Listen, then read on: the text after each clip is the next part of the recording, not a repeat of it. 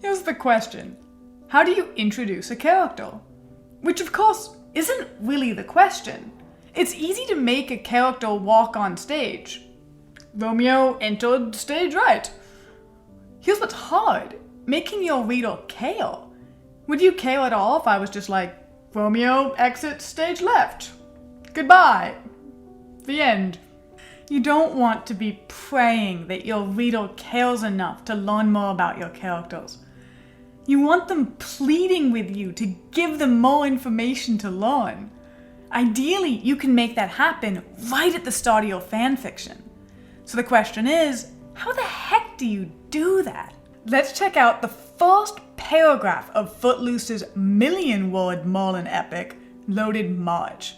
We'll analyze her character introduction sentence by sentence, because when it comes to introducing characters, Footloose is a master. First, we get dialogue. Roman, get back here.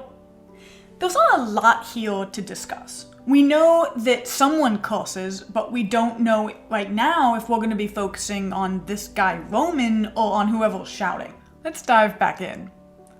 Arthur darted a quick look around the crumbling wall he was using as cover and jerked back when the second-rate brick job became dust under a steady spray of automatic fire. Now this is cool. We're dropped right in the center of action. Arthur darts and jerks. Everything's moving quickly, emphasizing like speed, speed, speed, and danger. Arthur almost gets shot in the face before we even meet him. And we get the first detail of our world, the crumbling wall made of second-rate brickwork. And we get a second clue, the automatic gunfire. A hint that we're probably not somewhere like in an urban shootout between police and gang members. Let's dive back in. He'd seen enough to know that the new communications specialist wasn't a good fit for the squad. For one thing, he thought he knew better than Arthur.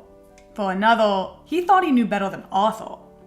Ooh, arrogance, laid out straight and bare. We're not told that he's arrogant here, but we are given that plain as day with these two thoughts. We're gonna count these out. That was our first clue about his arrogance. Let's see if we're given another.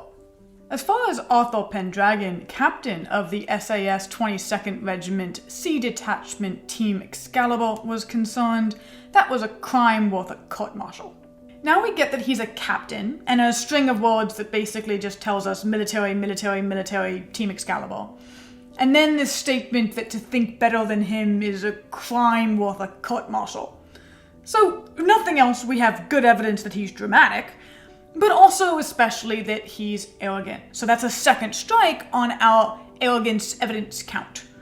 2 points makes a pattern. A third would confirm it. So the question is, does she give us a third? Here's the next line. He muttered under his breath the same curse he'd been muttering for the last 8 months. Why couldn't Division assign him a replacement who had at least a couple brain cells to rub together? Boom. That's a third strike on our arrogance evidence count. So why does it matter? Why are we counting sentences? Here's the deal. By first building a pattern and then confirming it, Footloose manages to get us to draw a conclusion for ourselves about her character when we've only met him a few sentences before. The fact that we've then seen that pattern for ourselves, identified it for ourselves without being told, makes us feel like we got to see deep into this character, maybe even seeing something that the character themselves didn't realize. Arthur Pendragon does not necessarily know that he's arrogant here, but we feel like we know that because we've seen that, and that we saw it and drew conclusions about it from evidence on our own. So why focus on the one conclusion? Why not give us evidence of a lot of traits of Arthur Pendragon? There's plenty to choose from. Footloose does an incredible job over the course of this million-word fanfic to build a dynamic, multifaceted character. So why, in these first paragraphs, do we only learn this one thing? Here's the deal. It's hard to build certainty. By giving us evidence of the same trait multiple times, Footloose builds this certainty in us. We're certain that whatever we're seeing and we're guessing at, the conclusion we're coming to, it's right. If she were to give us evidence of a lot of things, like a dozen different traits, but we only got one piece of evidence for each one, we'd think they were probably the way that character was, but we wouldn't know unless we were told or until we saw it again. So by focusing on one thing, she can give it to us again and again and again, and very quickly we have a certainty about that character, something we know about them, that we can say, okay, I might not know everything about this person, but I know something. And you can't get that knowing feeling, then you can't build a character in really quickly in an introduction that a reader goes, okay, I know this person to some extent. If you have the time, you can still sprinkle in bits of information about a dozen other things with your character.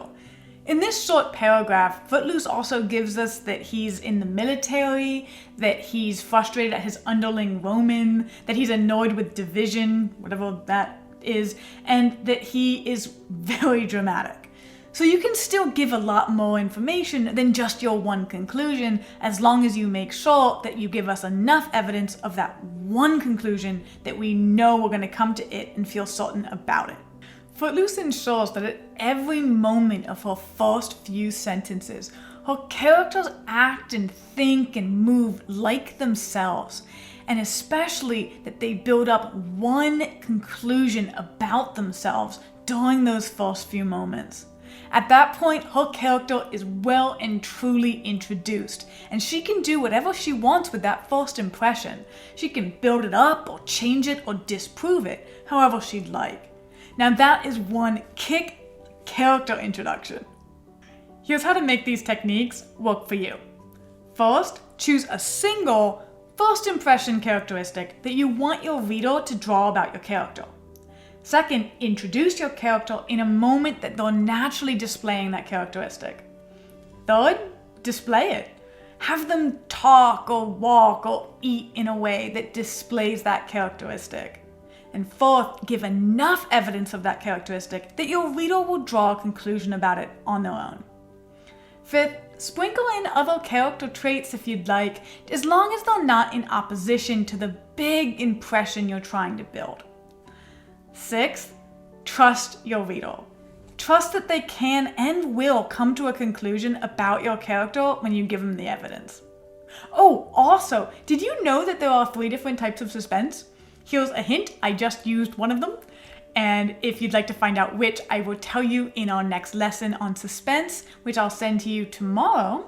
Or if you'd like to watch it now, you can find it in our Facebook group. So go check it out now, and I'm looking forward to talking to you all about it. Happy writing!